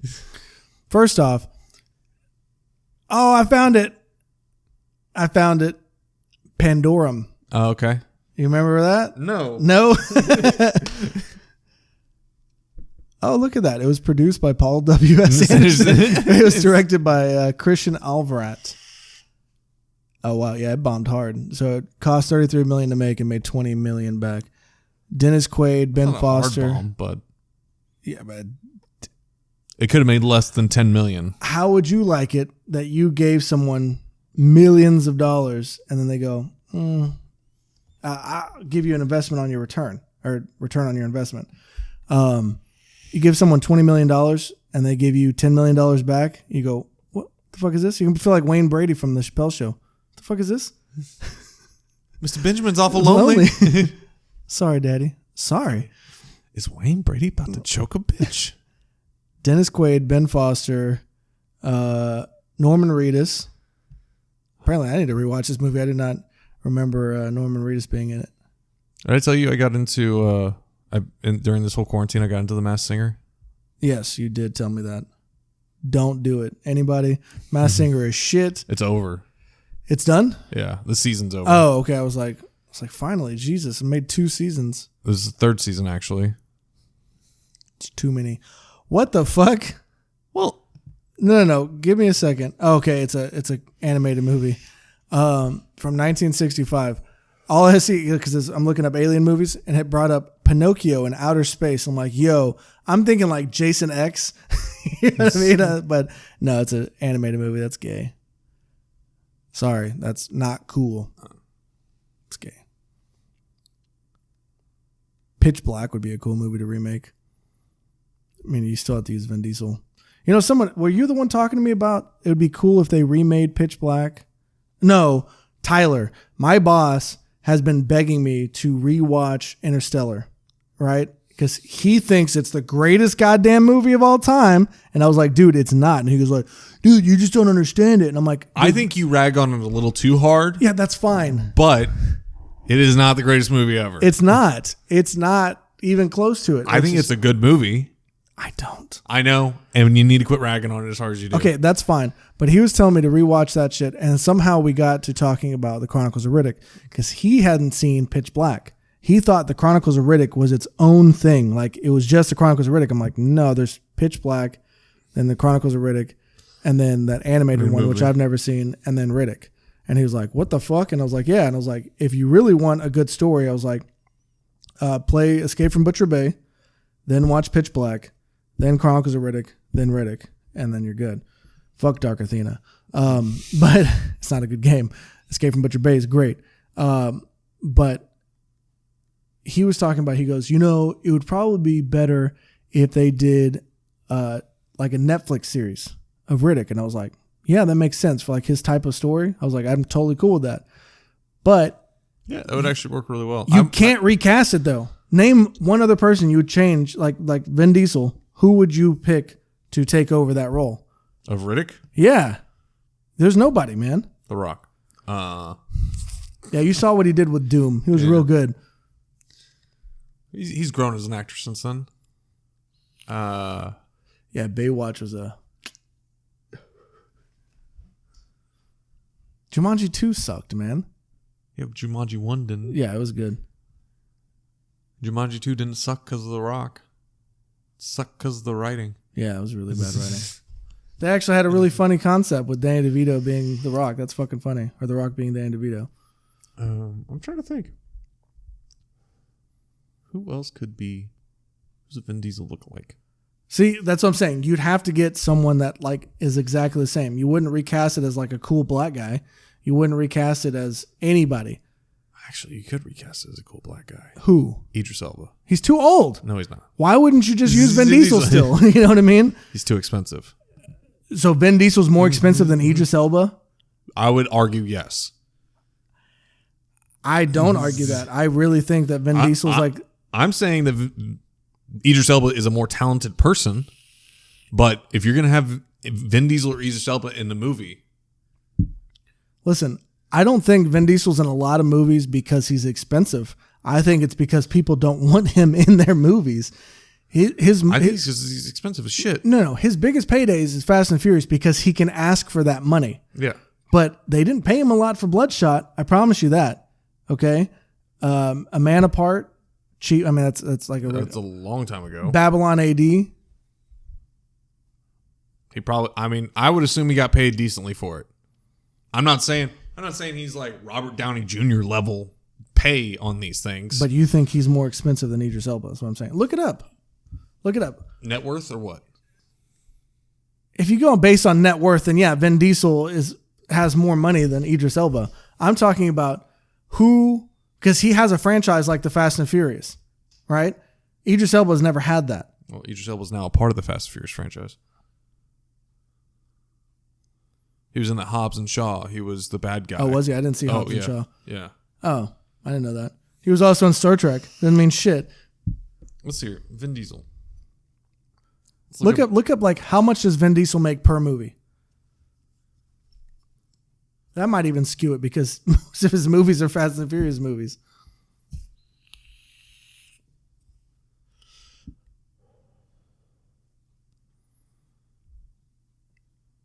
Dead air. Yeah, no, I'm sorry. No, you're good. People are not still listening. I guarantee you. I wish I had the statistics on how long someone listens to our podcast because I feel like it's a solid 20 minutes and they go, this sucks. They have to.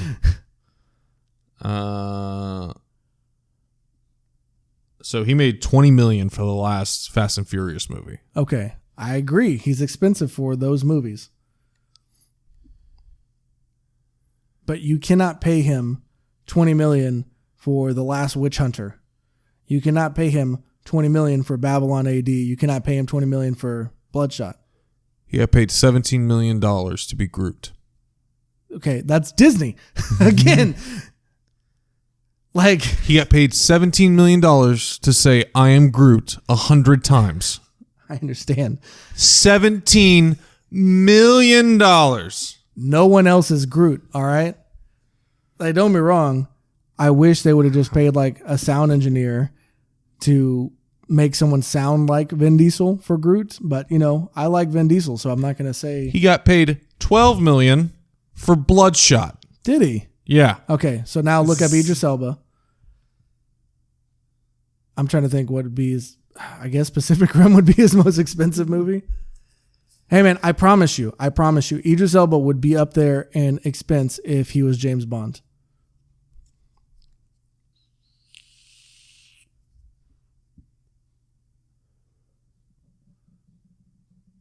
Disney really fucked up on that one, man. They could have paid me $500,000 and I would have said I am Groot 100 times, all right?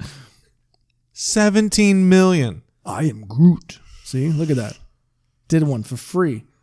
There's not much about Idris Elba, which is kind of upsetting. Here. It kind of tells you where that's at. Yeah. It only says what his net worth is. Like, I'm trying to find something else. What's his net worth? $25 million. He's worth less, or he's worth $5 million more than Vin Diesel made on his last Fast and Furious movie. Vin Diesel's net worth was like $128 million or something like that. Like, see, and it's nothing against Vin Diesel, but he makes a very specific type of movie, not like Riddick and stuff like that, but just the Fast and Furious movies that I'm like, it shows you where American cinema is at. Well, I will also argue that Idris Elba is more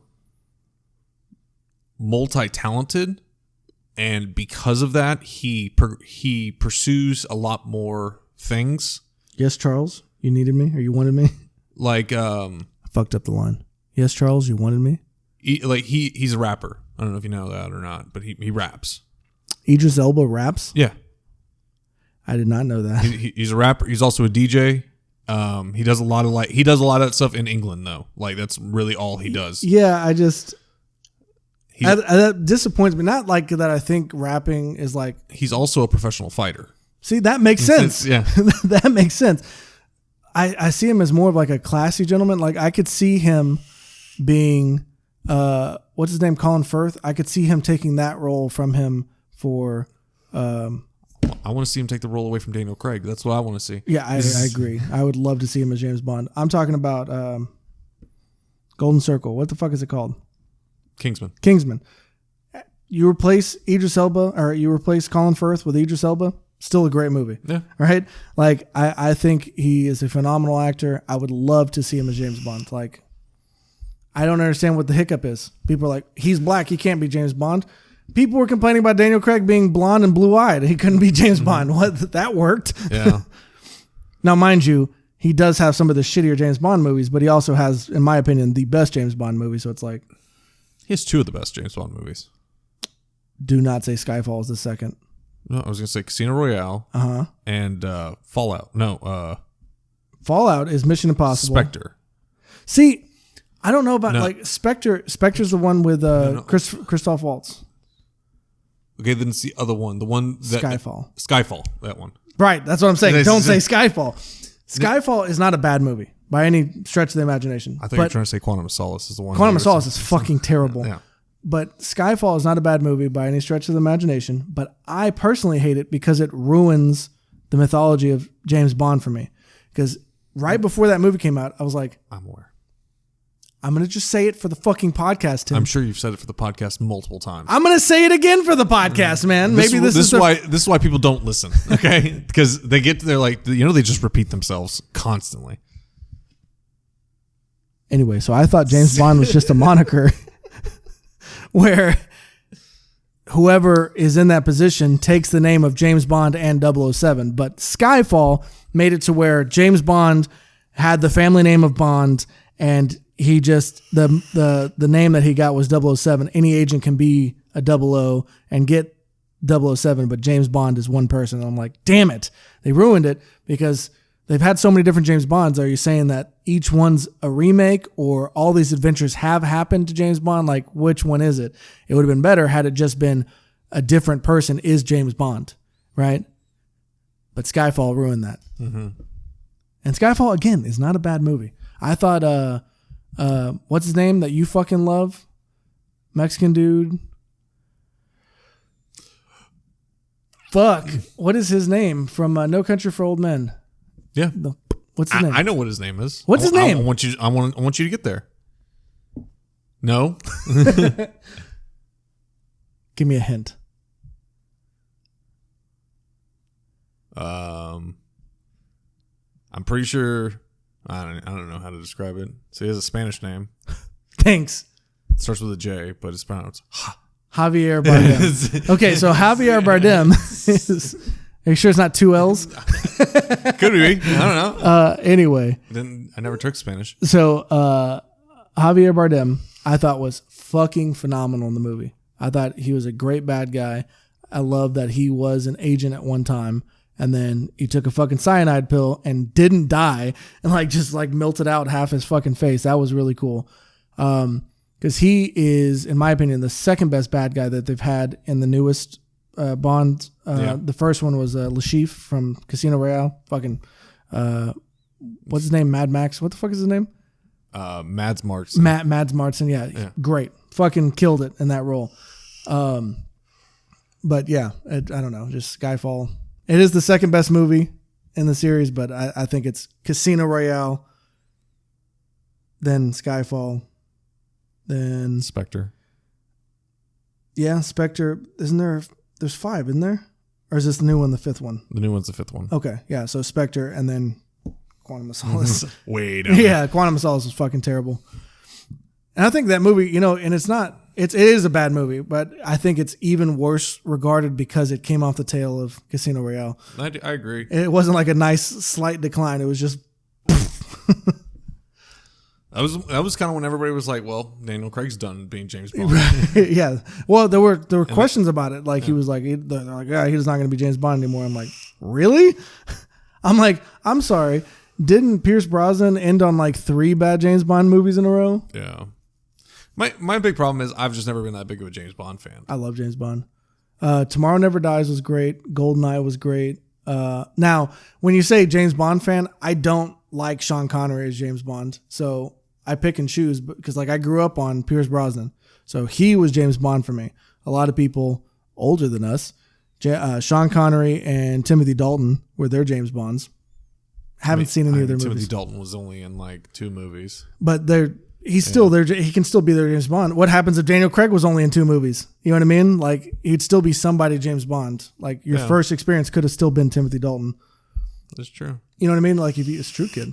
That's true, kid. If you watch a movie, there's a lot of people that didn't like Dredd, which is a phenomenal fucking movie because Sylvester Stallone was their Dredd. Like, and he was my Dredd also because that's all I knew. But Carl Urban fucking killed it as Dredd and made me realize that the other one sucks. Well, that didn't make me realize the other one sucked. That movie sucked. We already knew. Realize it. Yeah. Cat was out of the bag on that one. Why was there a cat in a bag? Why was there a cat in a bag? Yeah. So the cat was in the bag? Because the hat was actually too big. Shut the fuck up. So it turned into a bag. You're dumb. All right. Do we have any final thoughts? Because we're going on an hour and 40 minutes right here. Well, we still haven't even talked about The Shape of Water. Be my guest. I have not seen the movie. So this is the last movie we're going to talk about for Del Toro. Can't believe we're still going on this. If you haven't seen it, The Shape of Water is about someone who is the shape of water. Yeah. It's about a merman. It's about a merman. It's Abe Sapien. It's essentially a love story. About Abe Sapien. And the love story is between this Abe Sapien. This one woman and Abe Sapien, who's mute. Do you not know this part, or I haven't seen the movie? Oh, okay. So this woman, you're describing this to them as well as me. This woman is mute, and she works in this lab facility.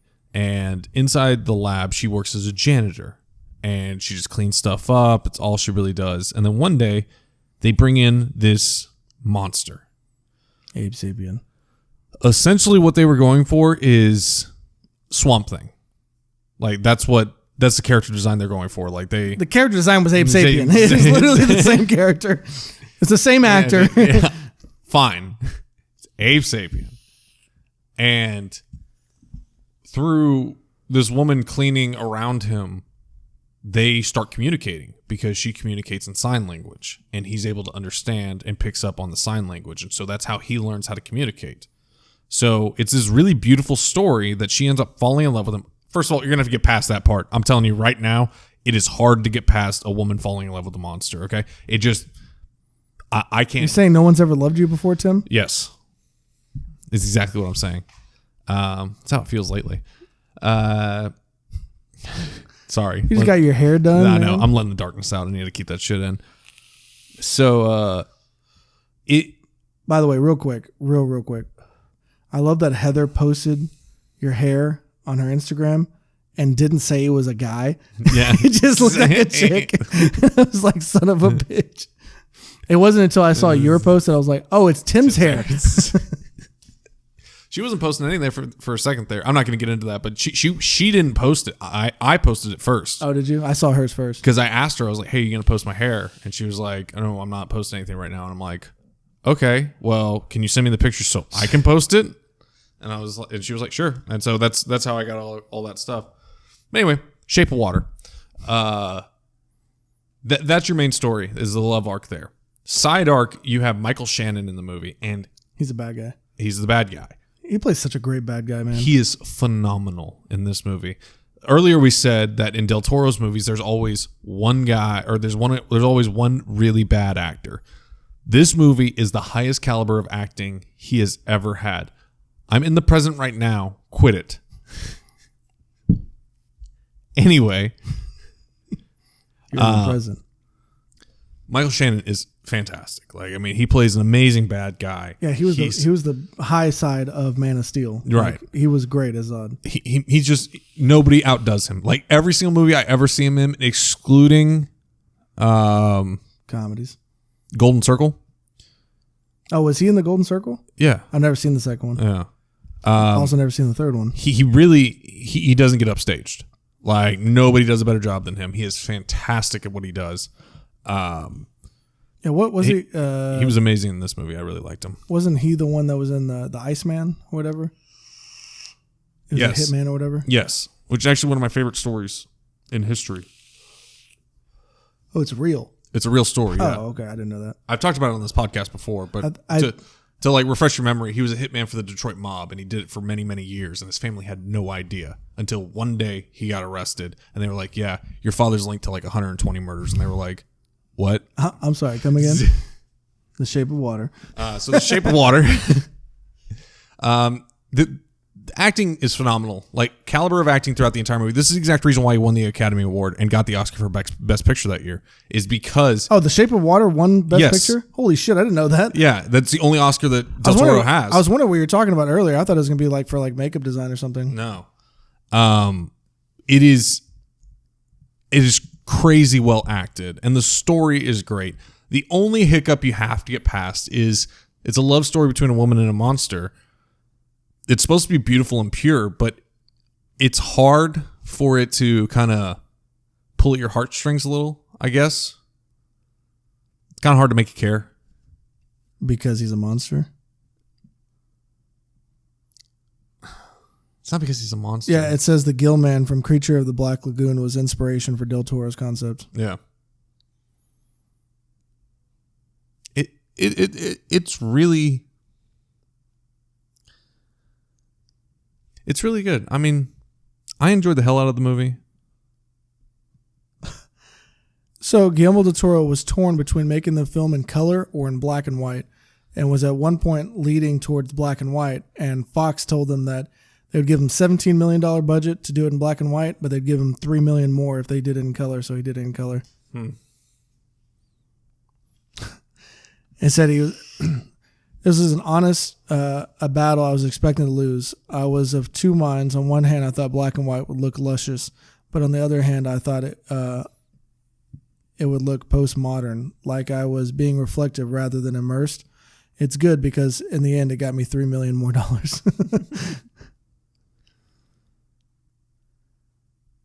So apparently, I need to watch this movie, man. It's sappy. I will tell you that. But Michael Shannon is the best reason to watch that movie. He delivers an amazing performance. I love him to death in the movie. I mean, actually, I hate him, but I love his acting. Like, he does an amazing job. Jesus Christ. This guy named Rex Reed of the New York Observer gave the film 1 out of 4 stars, calling it a loopy, lunk-headed load of drivel, and said that basically Hawkins' mute character seemed mentally handicapped. Jesus Christ. That's not far off. Really? It's not that she seems handicapped. It's that she seems Dumb. like nobody talks to her. And so she lacks no shit. She lacks complete social skills. Okay. And so that's why she might come off like as Special. if like she's autistic. Like, I mean, she just doesn't know some things. And it's not like nobody talks to her throughout the movie. She can't talk back. Right. She can only speak in sign language or by writing stuff down. Like, that's the only way she can speak. So it makes sense that her character would be like that. Right. You try being mute. I get it. I'm not defending the point. I'm just saying that dude is a piece of shit. And he's wrong because guess what? It won an Oscar. How dumb is that guy? Fictional characters. Fictional characters. But so how was it? Did you enjoy watching Del Toro movies for a little while? I fucking loved it. Well, I think I told you, right? I own Blade 2 on VHS and DVD, but I no longer have a VHS player or a DVD player. So I repurchased you still have an Xbox, don't you? Oh, I do have an Xbox, but I don't have, it's at my mom's house. Oh, okay. It's a whole thing to get DVDs from her house. Those are my DVDs. Bitch, I bought these. But yeah, all the DVDs that I currently have in my possession are all of my Adam Sandler movies. That's it. I got like 20 or 30 movies, Adam Sandler, couple not like Seth Rogen movies. Stuff like that. I have all my comedies. Right. But Blade 2 stayed behind. So I repurchased it on iTunes because it was like $3.99 to buy the movie. And I'm like, why wouldn't I own this on iTunes? Let me do one quick rant. So I realize why people prefer physical copies of something rather than digital. So I was watching Anger Management the other day. They changed the copy that I fucking had. So the copy of Anger Management that I originally purchased had all, I remember the movie backwards and forwards, right? You know me, I watch Adam Sandler movies like crazy. Adam Sandler does this thing where he takes, I mean, everybody does it, but he has several different clips of a specific scene that he might change. Generally, it's for, if it's being aired on TBS or some shit like that, they'll have a different instance of that encounter. But I've watched the movie several times over the past couple of years, and it's changed 3 fucking times. And I'm like, how hard is it just to keep the original fucking theatrical release? It's annoying. I'm sure if I downloaded it, like had it downloaded all the time, that movie would be the one I saw. Mm-hmm. But because I just stream it from iTunes, whatever current version that they have is the one that gets shown. I don't know. It's annoying because there's a joke in there that, John Turturro says whenever he goes, here's my number. And he goes, you're going to die, bitch. And he goes, oh, sorry. That's a letter I'm writing to Geraldo Rivera. Right. Is the original thing. But he goes, that's a letter I'm writing to my dad. Like, and it's like, it's so off-putting because the original line is Geraldo Rivera, and I'm like, why? And then there's a part where it's a beautiful line, though. It is. Sorry, it's a letter I'm writing to Geraldo Rivera. They had that, and then later in the movie, he's hiding in the women's bathroom, and he has his feet up on the stall. He's like, "Oh, someone's coming in." And it's the redheaded chick that goes, "What are you doing in here, Dave?" And he's like, whatever I forget what he fucking says. And she's like, he's like, "Oh, I heard the woman's bathroom's cleaner." And she goes, "Not after I get through with it." Original line. The new one is he opens a stall. Someone came in to the bathroom. You can hear him walk up to the door, and he's like, and then he opens the door, and it's the cat, and he goes, "Meatball." I'm like, what? I'm like, why? Why is that a change thing? Either way, fuck digital movies, or I guess not fuck digital movies, just don't change it. How about you just download the fucking movie? Huh? How about you just download the fucking movie? Because each movie's like 4 or 5 gigs a piece. So I'm just supposed to download my entire thing and waste all the space on my phone or my iPad? Yeah. I guess. You gotta understand, I started buying these movies like when I had, I think, either the original iPhone or the iPhone 3G. And the original iPhone that I had was a 4 gigabyte iPhone.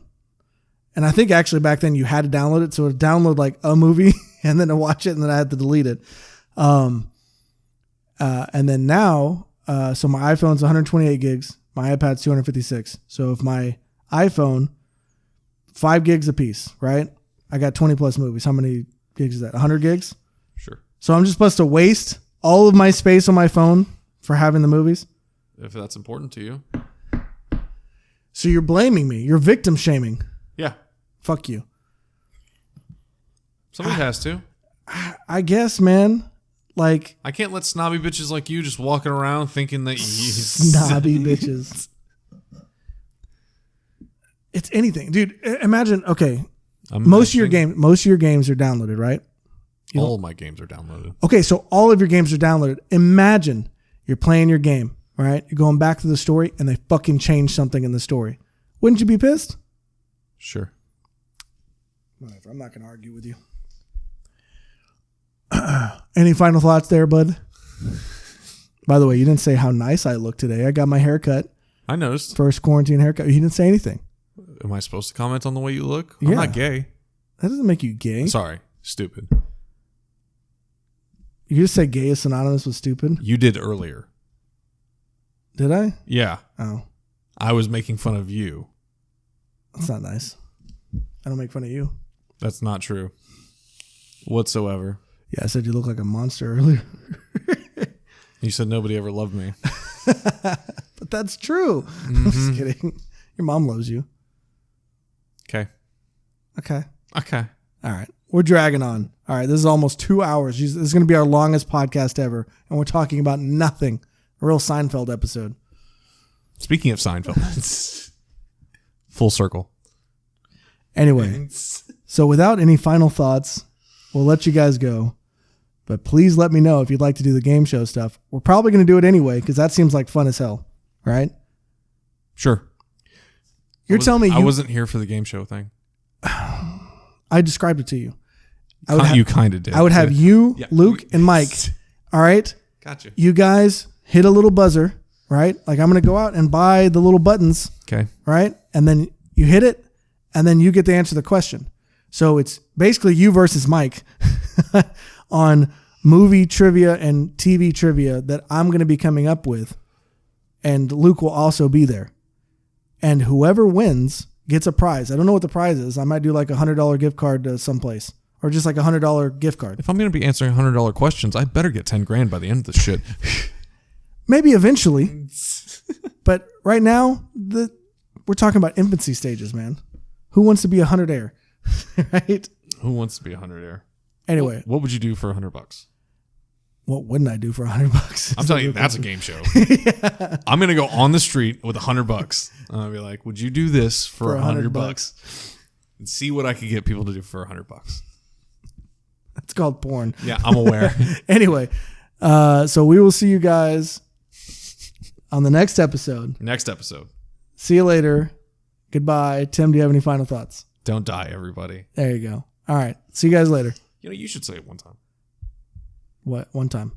No, don't die, everybody. Don't die, everybody. One time. Good night, everybody.